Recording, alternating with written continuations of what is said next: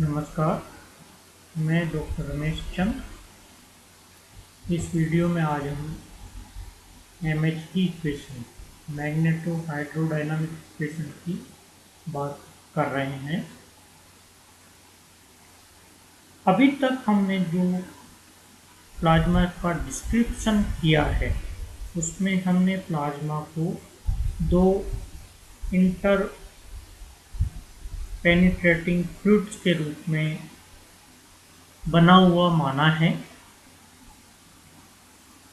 इसके स्थान पर यदि हम आयन और इलेक्ट्रॉन इक्वेशन का लीनियर कॉम्बिनेशन का यूज करते हुए Vi माइनस वी को एक अननोन क्वांटिटी के रूप में लें, न कि Vi और V को सेपरेटली, तो जो इक्वेशन हमको प्राप्त होती है इस लीनियर कॉम्बिनेशन के इस्तेमाल द्वारा, वो प्लाज्मा को एक सिंगल फ्लूइड प्लाज्मा के रूप में डिस्क्राइब करने के लिए सफिशिएंट रूप से हमारे सामने प्रस्तुत होती है, जिसमें प्लाज्मा की मास डेंसिटी 2 और इलेक्ट्रिकल कंडक्टिविटी सिग्मा को यूज किया जाता है।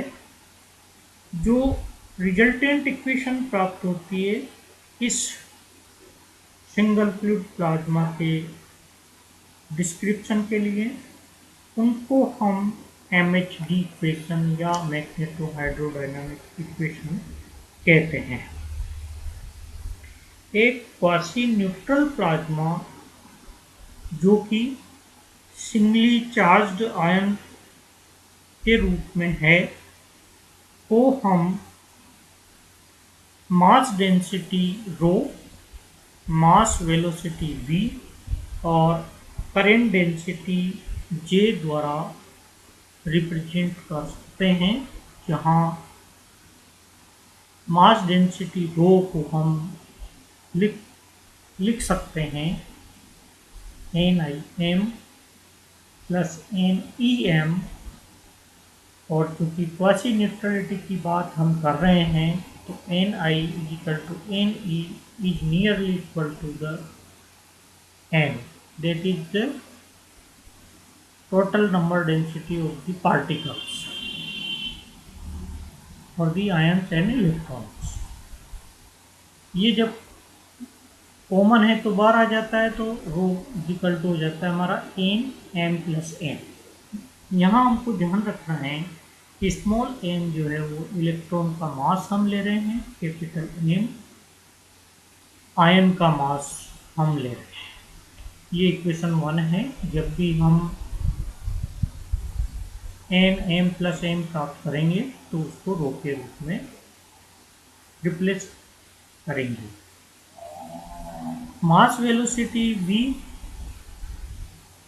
बराबर होगी 1/रो NImVi प्लस NEmVe, और चूँकि क्वासी न्यूट्रलिटी का इस्तेमाल करें, रो का इस्तेमाल करें जो कि इक्वेशन 1 में है, तो ये वैल्यू हमको मिलेगी MVi plus MVe upon n plus m। Vi जैसा कि सिंबल से पता लग रहा है आयन वेलोसिटी है और Ve इलेक्ट्रॉन वेलोसिटी है। करंट डेंसिटी को हम लिख सकते हैं J equal to E NiVi minus NeVe। Quasi neutrality की शर्त का इस्तेमाल करें तो ये हो जाएगा NeVi माइनस Ve। ये हमारी इक्वेशन 3 है। इस तरह से 1 2 3 इक्वेशन हमको मास डेंसिटी, मास वेलोसिटी और सिंगल फ्लूइड प्लाज्मा की करंट डेंसिटी को डिस्क्राइब करने के लिए इक्वेशन के रूप में प्राप्त होती है। Ion electron equation of motion को हम आयन और इलेक्ट्रॉन के लिए इस प्रकार लिखते हैं Mn del vi upon del t is equal to n e plus vi cos v minus gradient pi plus mn g plus pi e। ये हमारी इक्वेशन 4 है। M N del V upon del T is equal to minus E N E plus V E cross V minus gradient P E plus M N G plus P E I. ये हमारी equation 5 है। जो M N जी term है वो gravitational force को represent कर रही है और नॉन इलेक्ट्रोमैग्नेटिक फोर्सेस जितने भी अपीयर होंगे उनको रिप्रेजेंट करने के लिए भी इसको हम इस्तेमाल कर रहे हैं।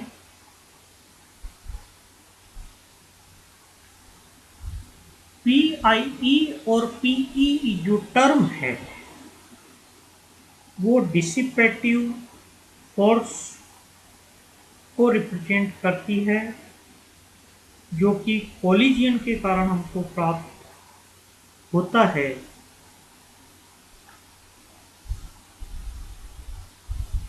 जो फ्रिक्शन है टू फ्लूइड के बीच में वो कम वेलोसिटी का है, इसलिए हम नॉन लीनियर टर्म्स को यहाँ नेग्लेक्ट कर रहे हैं। इसके बाद इक्वेशन 4 और 5 हमको मिल रही है उनका सम कर दें। साथ ही हमको मालूम है PEI and PIE collision terms को रिप्रेजेंट करती है क्योंकि कोलिजन इलेक्ट्रॉन और आयन एंड इलेक्ट्रॉन के बीच में हो रहा है जो कि आपस में एक दूसरे के बराबर और डायरेक्शन में अपोजिट होंगे।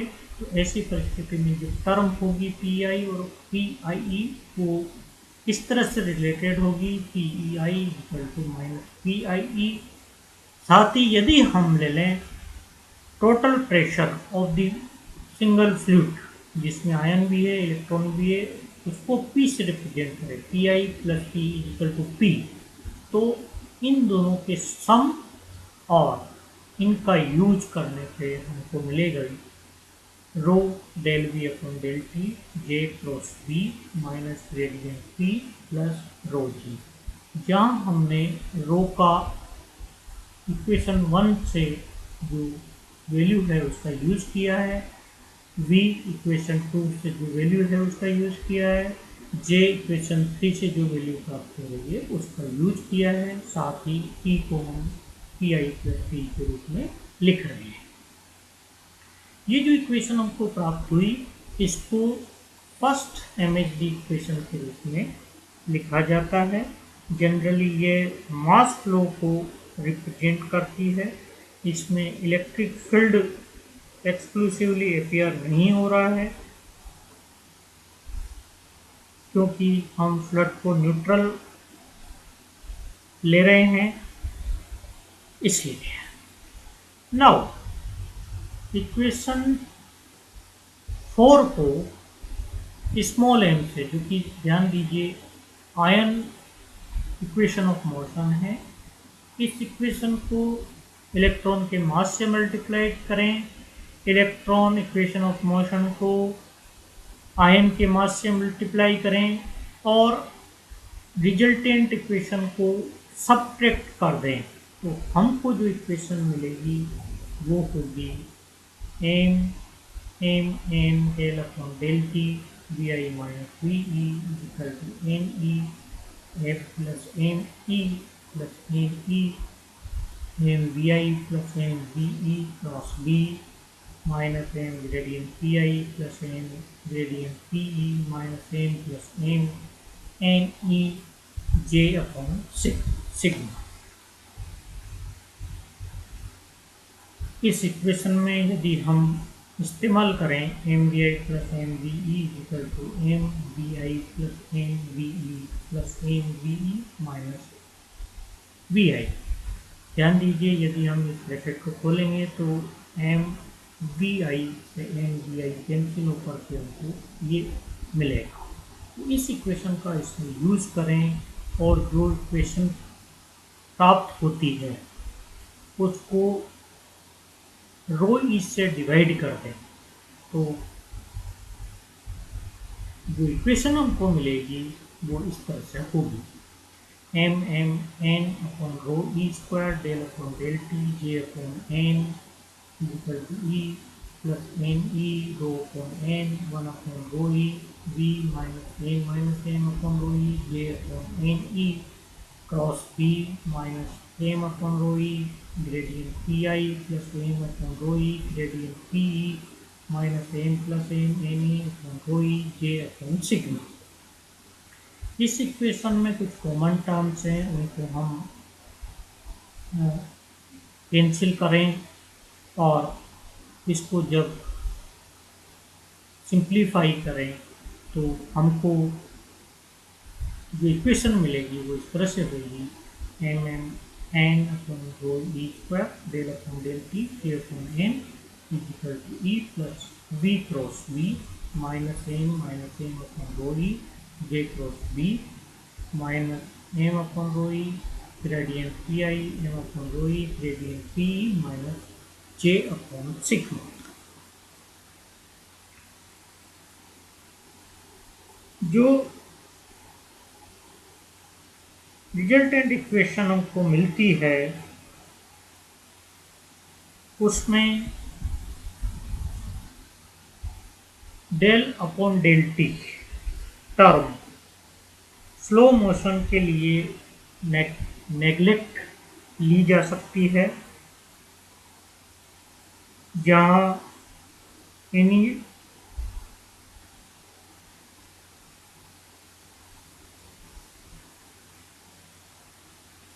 स्लो मोशन के लिए जो रेट ऑफ चेंज है वो काफ़ी कम है। साथ ही इलेक्ट्रॉन मास और आयन मास का जो रेशो है उसको 10⁻⁴ लें तो जो इक्वेशन है वो हमें मिलेगी E plus V cross P minus J upon sigma equal to M upon rho E J cross B minus M upon rho E gradient P E के रूप में हमको मिलती है।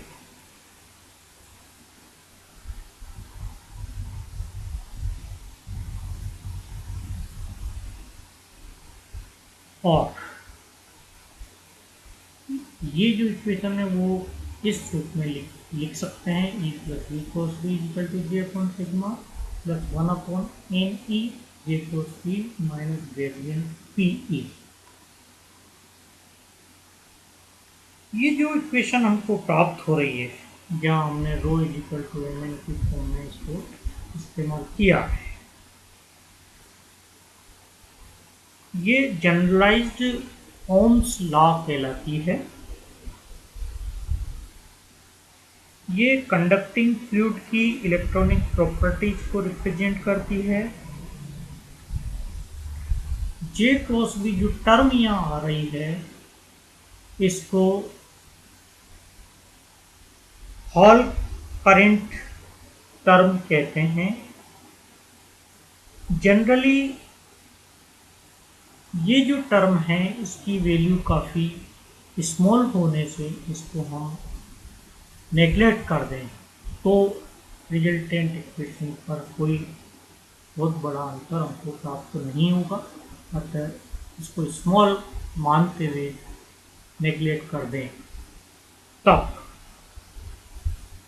साथ ही जो टर्म है ग्रेडियंट की ये भी स्मॉल माने with respect to other terms तो हमको जो रिजल्टेंट इक्वेशन मिलेगी वो होगी E plus V cross P equal to J upon sigma.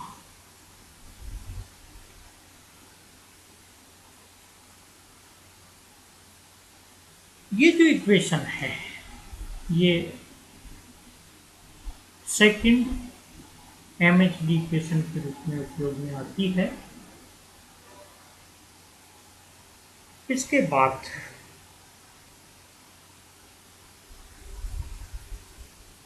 Continuity equation ion और इलेक्ट्रॉन के लिए हम लिखें तो वो इस तरह से होगी, delta NI upon del T plus gradient और B divergence del dot NIVI is equal to 0, और इलेक्ट्रॉन के लिए delta NE upon del T plus del dot NEVE is equal to 0।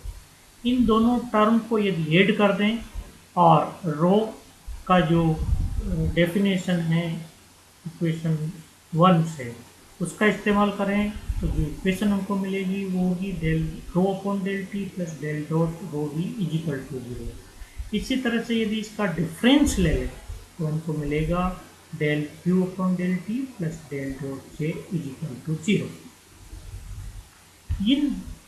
ये इक्वेशन थर्ड MHD इक्वेशन कहलाती है, इक्वेशन फोर्थ MHD इक्वेशन कहलाती है।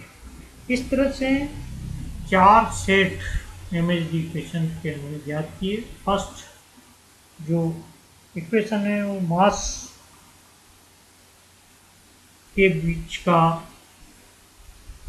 जो बिहेवियर है उसको रिप्रेजेंट करती है। इक्वेशन सेकंड इलेक्ट्रिकल प्रॉपर्टीज के बिहेवियर को रिप्रेजेंट करती है, इलेक्ट्रॉनिक प्रॉपर्टीज को रिप्रेजेंट करती है। और जो थर्ड और फोर्थ इक्वेशन है वो मास और चार्ज के बीच में कंटिन्यूटी इक्वेशन के रूप में हमको प्राप्त होती है। इन MHD इक्वेशन का उपयोग जनरली एस्ट्रोफिजिक्स में, फ्यूजन थ्योरीज में और हाइड्रोडायनामिक्स जो MHD एनर्जी कंटिन्यूम में काम करते हैं उनके लिए जनरली उपयोगी होता है।